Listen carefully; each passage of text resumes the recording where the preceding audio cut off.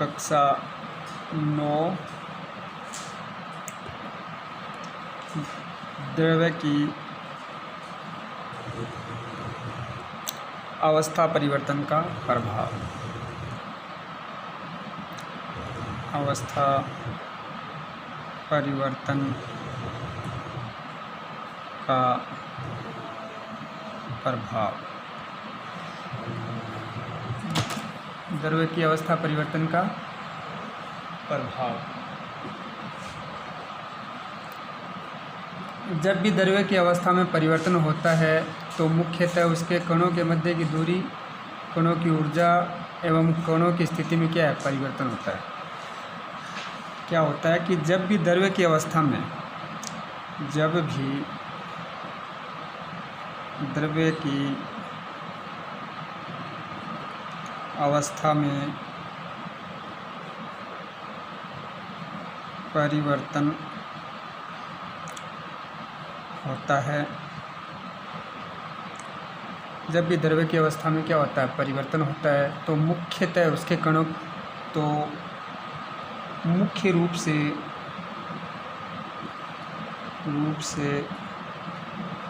उसके कणों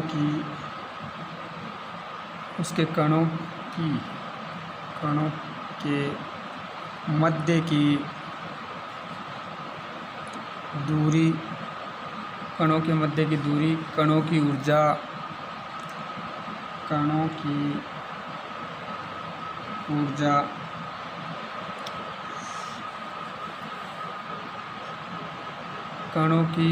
ऊर्जा एवं कणों की स्थिति में क्या होता है, कणों की स्थिति में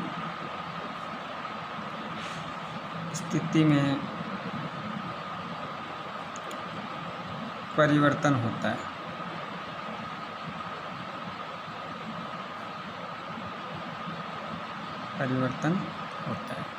कणों की स्थिति में क्या होता है, परिवर्तन होता है। अब सबसे पहले हम क्या देखते हैं, तो समझ में आ गया ना कि द्रव्य जो उसकी अवस्था में अगर हम परिवर्तन करते हैं तो परिवर्तन करने पर क्या होगा, मुख्य रूप से उसके कणों के मध्य की दूरी, कणों की ऊर्जा एवं कणों की स्थिति में क्या होता है, परिवर्तन होता है। तो सबसे पहले हम देखते हैं तापमान का प्रभाव। तापमान का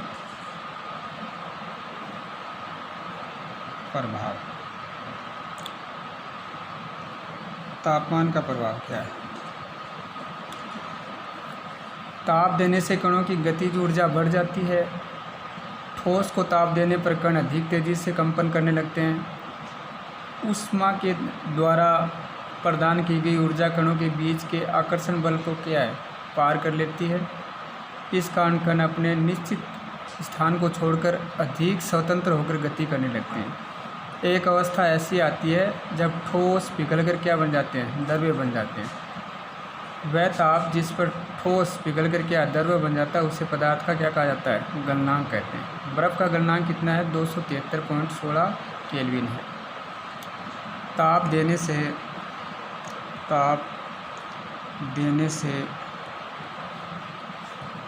कणों की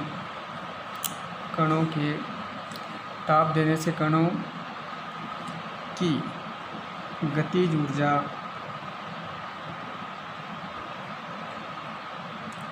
बढ़ जाती है। ठोस को ताप देने पर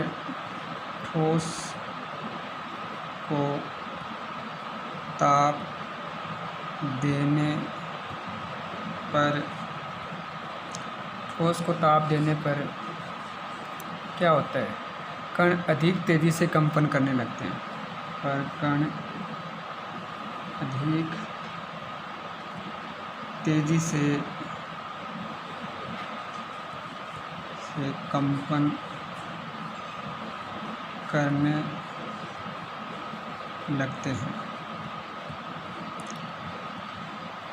लगते हैं। ऊष्मा के द्वारा प्रदान की गई ऊर्जा, ऊष्मा के द्वारा प्रदान की गई ऊर्जा ऊष्मा के द्वारा प्रदान की गई ऊर्जा क्या करती है? ऊर्जा कणों के बीच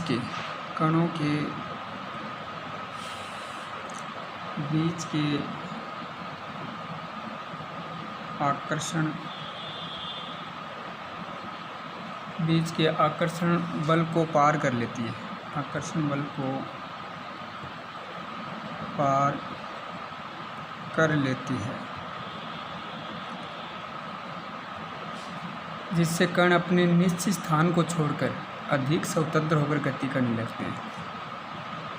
जिससे कण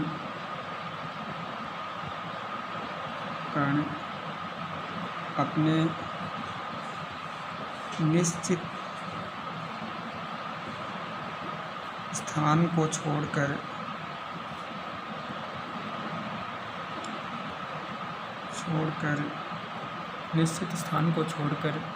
क्या करते हैं? अधिक स्वतंत्र होकर गति करने लगते हैं। अधिक स्वतंत्र होकर गति करने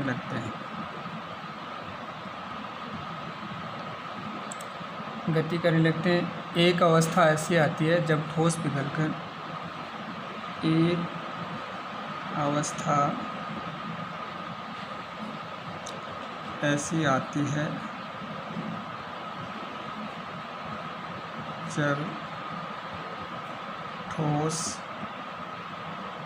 पिघलकर क्या बन जाता है? द्रव्य बन जाता है।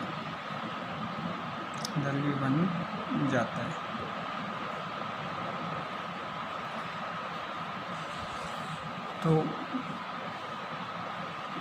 एक ऐसा ताप, वह ताप जिस पर ठोस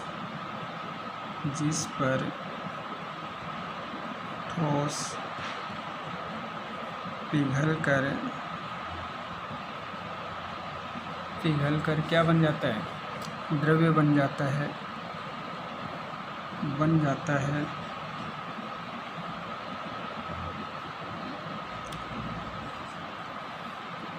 पदार्थ का गलनांक कहलाता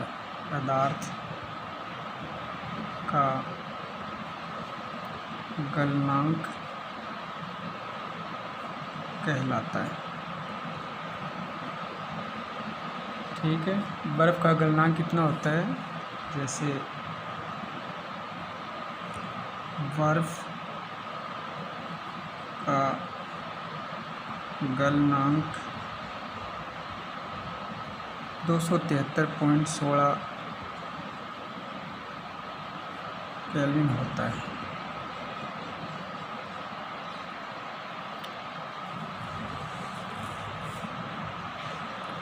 तो गलने की प्रक्रिया यानी ठोस से द्रव अवस्था में परिवर्तन को क्या कहते हैं? संगलन भी कहते हैं। ठोस से द्रव अवस्था में परिवर्तन को क्या कहते हैं? संगलन कहते हैं। ठोस से द्रव अवस्था में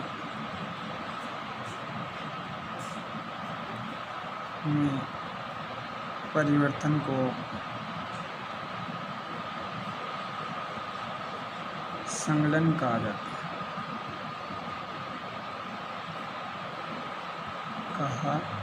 जाता है। यानी वायुमंडलीय दाब पर 1 किलोग्राम ठोस को उसके गलनांक पर द्रव्य में बदलने के लिए जितनी ऊष्मीय ऊर्जा की आवश्यकता होती है उसे संगलन की प्रसुप्त ऊष्मा या गुप्त ऊष्मा कहा जाता है, या क्या कहा जाता है? एंथैल्पी कहा जाता है। एक वायुमंडलीय दाब पर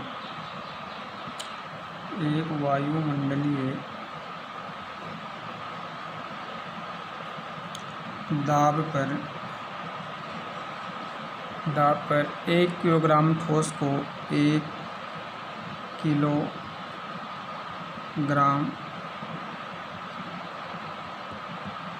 ठोस को उसके गलनांक पर 1 किलोग्राम ठोस को उसके गलनांक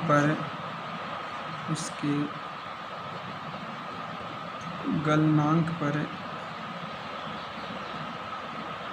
इसके गलनांक पर द्रव्य में बदलने के लिए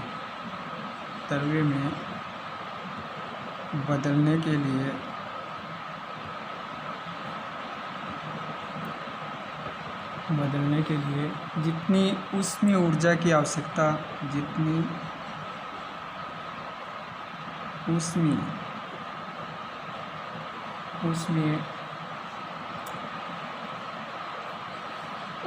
आवश्यकता होती है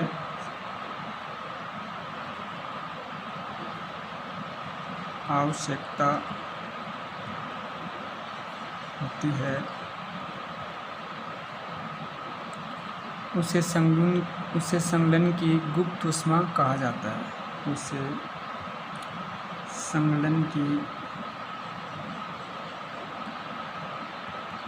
गुप्त ऊष्मा या एंथैल्पी कहा जाता है।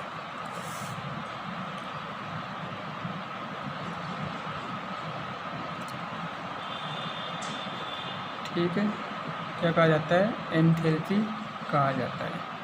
आगे की क्लास में कल पढ़ेंगे।